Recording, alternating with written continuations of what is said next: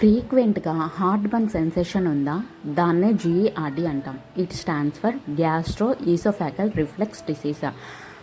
GERD అంటే ఏంటి అంటే మన స్టమక్లో డైజెస్ట్ అవ్వడానికి యూజ్ అయ్యే యాసిడ్ ఏదైతే ఉంటుందో అది యూసోఫాగస్లోకి రావడాన్ని జీఈఆర్డీ అంటాము. Common symptoms are acid reflex, chest burning etcetera. నా కమ్స్ టు కోడింగ్ పార్ట్.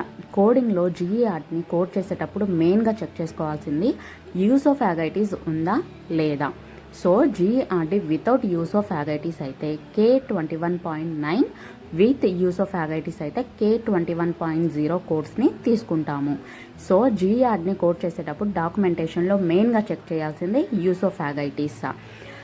ఎప్పుడైతే మనం ఈ యూసోఫాగైటిస్ని చెక్ చేసి ఈ జీఆర్ని తీసుకుంటామో మోస్ట్లీ ఎర్రర్స్ అనేవి తగ్గుతాయి.